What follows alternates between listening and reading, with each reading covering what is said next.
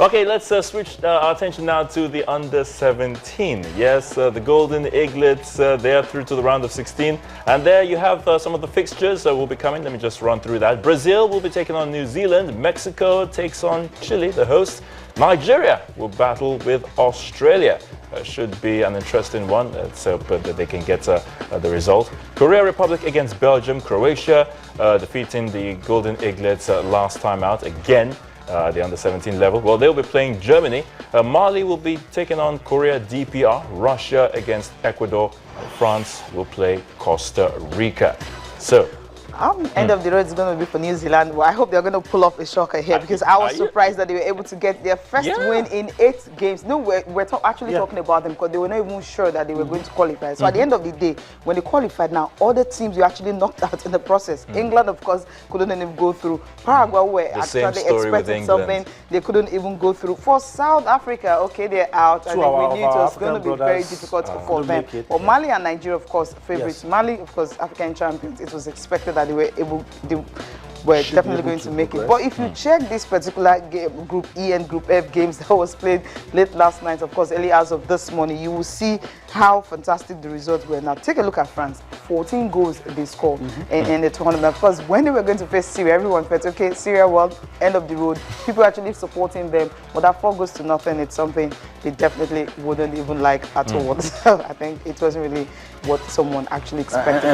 And someone told me this morning, okay, I think in my private chat with Austin, we were talking about it being good that the Golden Eaglets lost. You know, it does, it humbles lesson you. in disguise. It humbles you somewhat, you know, because you're not thinking that you're better than everybody. It humbles you and you're able to take the, you know, next, now you know, if what happened in the third game happens in the round of 16, you're going home. Adios. So I just hope they'll take it seriously. I think Australia shouldn't give them a big problem.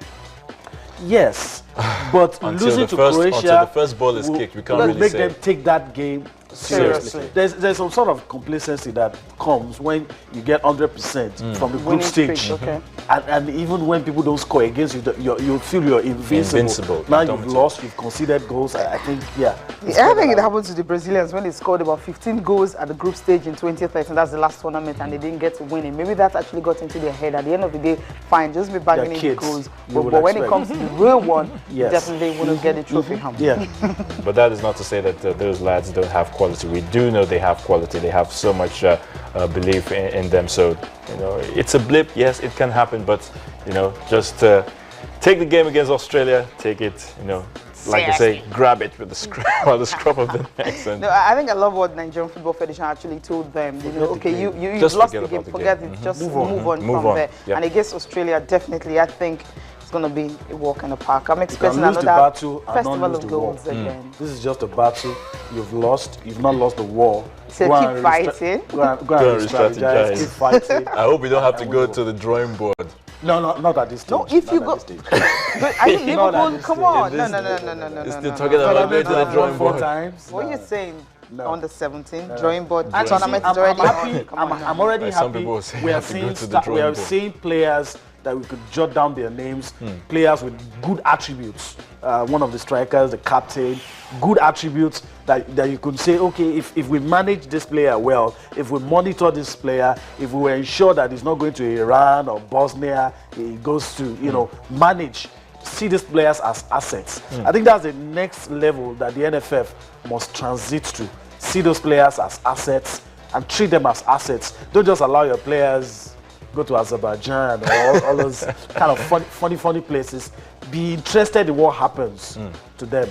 You know, I've always told people that it's unfair when you compare Nigerians or Africans with their counterparts from Europe, because the scales are tipped slightly in their favor. Exactly. Because they're Europeans, you know, they can get clubs, you know, they are treated, I don't know how to use the word, because you belong to a particular country, there are things that favor you while you're there. And now they are even reducing quota of players from, you know, African countries. They're actually telling you, come on, you have your own league. Why don't develop your own league? Because they themselves don't reduce the chance of us. The English FA keep complaining about what the Premiership are doing, you know, what the Premier League are doing, in the sense that they have more foreign foreign players, so they don't give chance to their own players, homegrown talent to develop them. So a situation like that, you wouldn't want to go pick an under-17 from Nigeria, except the person, the player is like Lionel Messi or a Cristiano Ronaldo to be. That's when you can look at that. So if it's just an average player, come on, develop yourself at home, then you can make a move from there. That's when it happens. When you are able to sign a professional contract, is when you should go out. It's not when you are underage and people start taking advantage of you and all that. And you're there, and you're playing in the academy, you're feeling your development. You know the danger. You use your best football playing years. You spend it in slavery. And when you are past your prime, start getting peanuts. So it's a shame, definitely not the best. So if they can get a big club outside, stay at home. Here. You have a league that can definitely develop you. And if you're able to do that with this championship, I mean, clubs will start looking out for you, because I believe so many scouts are definitely watching this game, looking for young players they can actually bring in. But once you're under 18, come on, it's really not the best at all. Okay, we're expecting Okagbare to actually talk to us and what they need to do to ensure that the game against Australia will definitely be a huge victory for the Golden Eaglets. Good morning, Nduka. Yeah, good morning, Cecilia. Good morning, Ayo and Yemi. Good morning, Coach. Good morning. Good to have you. The game against, of course, you talked about the fact that there will always be pressure if you don't win. I think the pressure is actually now.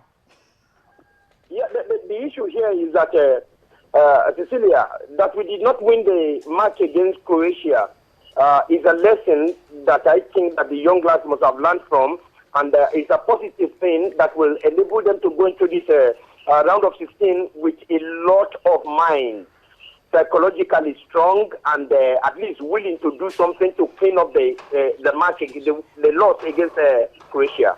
Okay. Coach, let me quickly ask you this. I mean, who better can I ask as somebody that has played and coached? How do you approach a round of 16 game, knowing that one little error can just send you back home? Does the approach change, or what do you do from a coaching perspective? What do you do? How do you approach a knockout phase in another 17 championship? Yemi, very, very good. That a little error, like Ayo said, adios. But there's something that he did not add. That is after Dos Años que Viene, until 2 years that is coming again. The issue here is that you have to be very, very cautious. You must be very, very strong. You must compact the midfield. And you have to defend very, very well, so that two ways. It's either you are beating them technically on ball intelligence, or you beat them on strength, because we are very, very strong. When we compact the midfield and we are able to defend very, very well against the Australian team, then you know what is going to happen. At a time they will give way, then we will score. And when we score, the game ends. But if we are not able to do this, and we go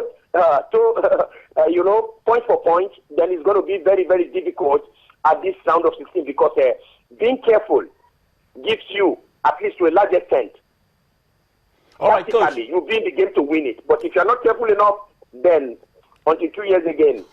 All right, Coach, do you think, yes, I like what you've just talked about, about how the team needs to really get their acts together. But in the event we don't see, the results perhaps at the end of 90 minutes, then we have to go into extra time and probably penalties. Do you think the lads are built for that? Are they ready for that? I very much believe that administratively during the training, I very much believe that they must have been training for extra time, and above all, the penalties.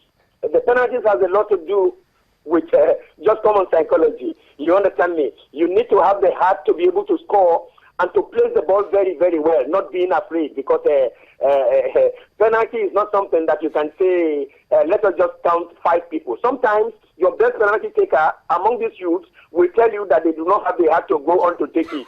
You understand me? So the issue here is 3 stages. The 90 minutes as it comes, with a lot of strength, a lot of marking ability. Then the extra time with a lot of strength as well. Then mixed with a very strong psychological balance that might tilt the game in your favor tactically at the end of the day.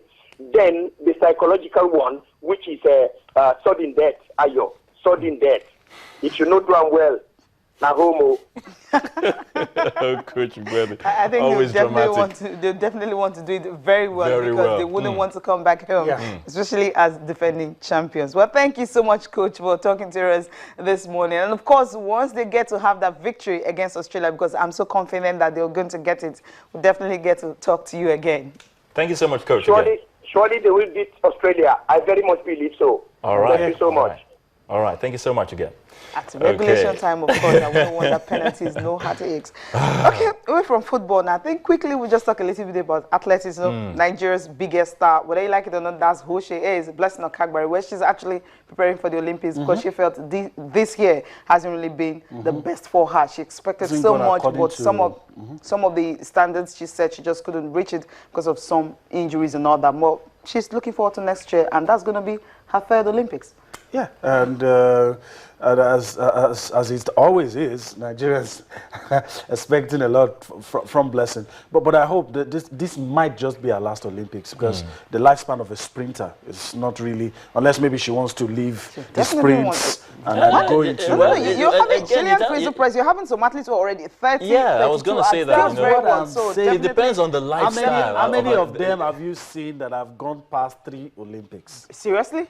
How many? Should it start next? No, I'm not even arguing do? about that. What I'm saying is that this is our best opportunity to do well, and I'm very sure she wants to take it, and she will give her all into this. And I'm hoping, like I said, a lot always rests on the shoulder of Blessing. Exactly. But as far as I'm concerned, we really need to, not put so much pressure on her. On her, because you will put pressure on her because she's all you have, and you have to be serious about that. This is it's a matter of choice. Yes, at some point we will have to make that choice. Do we want to put pressure on her so that she goes there and doesn't achieve much? It's not pressure, it's expectation. Listen. Expectation, pressure, whatever you want to call it. They're different.